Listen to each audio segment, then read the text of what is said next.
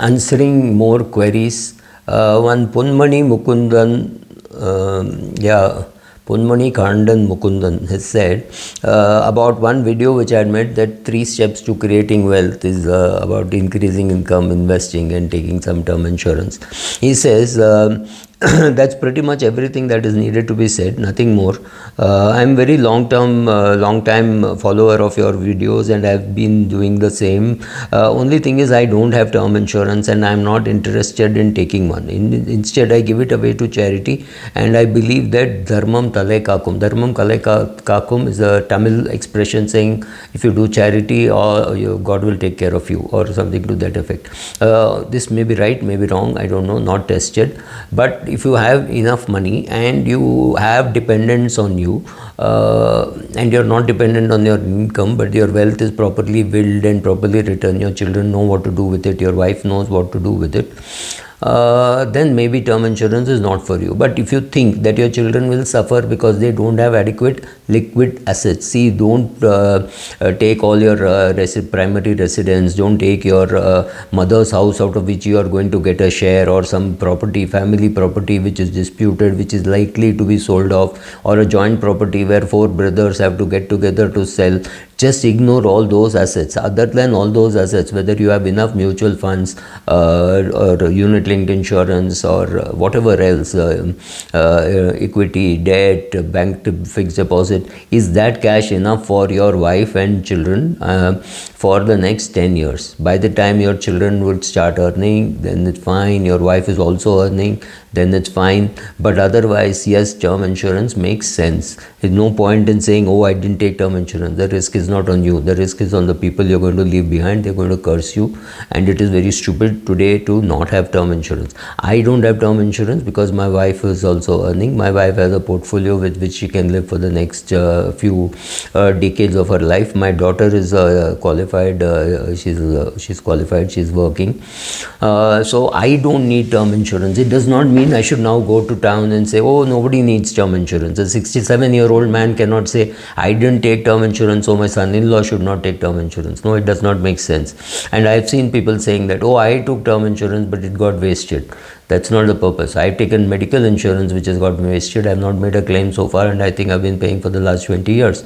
So insurance is not an expense that you say, oh, now that I have paid, I have to get something. No, that's not the purpose. It is just to give peace of mind to you and to your family in case of medical insurance or in case of term insurance. So taking term insurance is a good idea. So don't say you will not take medical insurance. It makes no sense. My 2 cents on this: 20 years of professional life, 20 years of SIP without any fail, with a simple portfolio, no big blunders with your money, should create enough wealth for a person to retire. Then you are good to go with this combination. So somebody else has replied saying 15 years SIP is also fine with 15,000 per month with expectation of 15%, which will lead to 1 crore. Please don't believe all this. These are formulae which we give you so that it is easy for you to remember. Please understand, for each person the answer is going to be different. Then somebody says, good to share your wisdom, but please advise how to make a simple portfolio. Can you share your portfolio? Simple portfolio is very simple. Just go and put money in an index fund. Maybe 60% in an index fund, 30% in a or 60-70% in a large and mid cap fund, 20% in debt and 10% in gold. This is a simple portfolio. Will it give good results? Yes, it will give good results. Will it give good result year on year, quarter on quarter, month on month? Answer is no, it will not give. So whether you have peace of mind to wait for this portfolio to perform, that is the question to ask, not whether this fund will give a good return. Yes, it will give a good return. Sir, Hindi mein samjhao. Hindi mein I think the simpler topics I do in Hindi, in Tamil also, but otherwise with 500 people watching, Hindi videos don't make any sense at all for me. Yeah, somebody saying golden frame looks better. Right now I'm wearing golden, but that is just a coincidence. Learnings in a nutshell: rented house, second-hand car. This is a question which people have been asking. If this couple is earning 24 lakhs, Where is the money going? Good question. I also don't know. But then the question is, one place where I know it is going is interest, and they don't even realize that they're paying interest, right? So like I said in another video also, I've said this, that if you bought a 1000 rupee shirt and you don't repay the loan for the next 1 year, that shirt is not costed you 1000, it has costed you 1420. That 420 is not visible. Now if all your purchases are on credit cards and on being paid by EMI or being paid on a monthly basis for whatever reasons in portion only, everything that you buy, so which means you think your annual expenses are 10 lakhs, it's not 10 lakhs, it is 14 lakh 20,000 bucks. That is the interest, and that interest is not visible. So yeah, earning 24 lakhs and not having any saving, it's difficult, but there are people who are able to do it, and this is a real life condition. This is not something out of my imagination.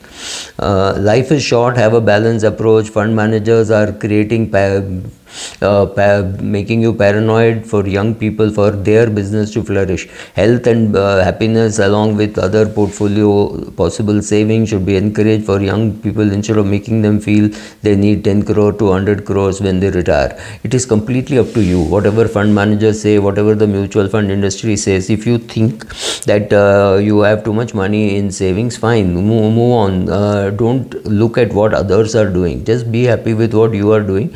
If you think that the industry is exaggerating, maybe it's true. I'm not getting into yes or no.